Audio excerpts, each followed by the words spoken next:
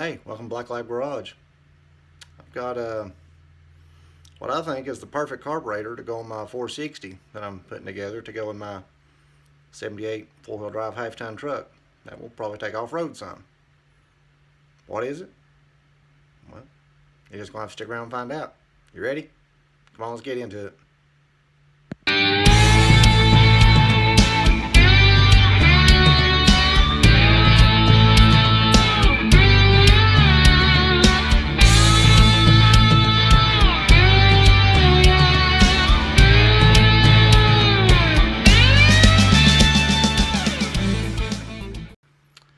Now, before I show you what it is, let's talk about a couple of carburetors that are considered some of the best for off-road. All right, first up, we've got this is a Motorcraft 2150. The older version was, of course, the Autolite 2100. And they come on Ford trucks, Broncos, Jeeps. And they do great off-road. A lot of people really, really love them. You know, you can get them with a hot air choke, and they made them with a electric choke. And of course, that would be up, into the 80s, but they still made them that way. And of course, it has your Ford kickdown for the transmission, but it's still a two-barrel. Let's face it. They did make a two-barrel 429. I had one of those, but a 460, no. Two barrels, no. It won't work. And something I wanted to add, a lot of people don't know that the Autolite 2100 was actually designed by Holley. And they sold the design to Ford. And then, of course, Autolite started producing, but that actually was a Holley design originally. Next up, we have the famous Rochester Slobber Jet. You know, GM produced these by the millions. And because of their float and, relatively small bowl and stuff, they do really good off-road. Of course, and they're fuel efficient. A lot of people mount these on their four-wheel drives backwards. Somebody can inform me on what the reasoning is behind that, because I really don't know. I just know that some people do that. I don't understand why, though. But anyway, these work really well, but we're not building a GM here. We're building a Ford. And the only 385 Ford that came with a Rochester Quadrajet was the 429 Cobra Jet. And that's a hard intake to find. They are out there, but I'm not paying that just to run a Quadrajet on it. Plus, this Quadrajet is going for my Trans Am anyway. So, now you might think I'm crazy, but a Holley 4010. But it's the Marine version. So it already has the vent tubes made into it that, of course, arch over into the throat of the carburetor. So it's already got that going for it. On top of that, center hung floats. On top of that, there's no gaskets below fuel level, so no leaks there either.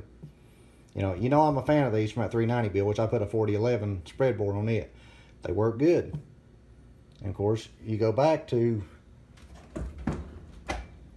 talking about everybody running these two barrels. Well, that's all this is two barrels stuck together.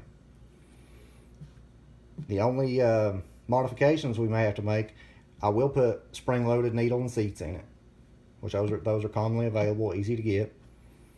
And down here, you see the Marine version has a different throttle on it, and there's no automatic kickdown for a Ford.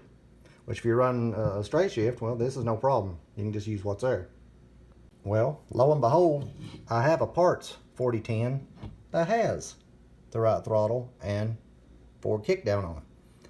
So I'll just swap them out between the two.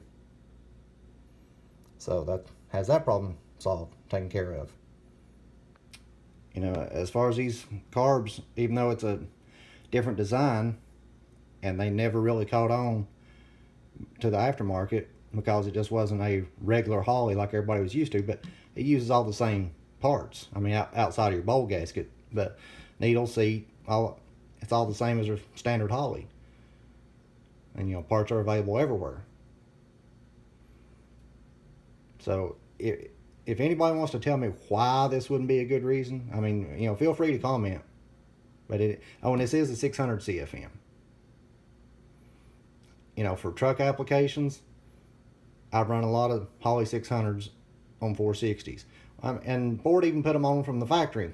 Of course, they were calibrated leaner than a aftermarket 600, but they work good. Especially when you raise the compression up on a 460, move the timing, you know, because the 70s model 460s, well, up until they went fuel injected in 87, all the camshafts were retarded 8 degrees. When you put straight up timing in them, raise the compression up, it becomes a whole lot more fuel efficient motor, and it doesn't need a great big carburetor for truck use. Now, let's keep that in mind. Now, if I was building a car and was going to hit the strip or something, that would be different. We're talking about a truck. So 600, 650, those are just fine for a 460 in a truck. So give me your thoughts, your comments on it. I'm all ears here. I'll listen to your ideas or what you all think about it, but I'm going to try it. So I appreciate you all watching. You want to say hi? I appreciate you all watching. Be sure and hit the thumbs up, like, subscribe. You getting sleepy? Look at that face. And believe it or not, that 78 four-wheel drive is actually his favorite vehicle to ride in.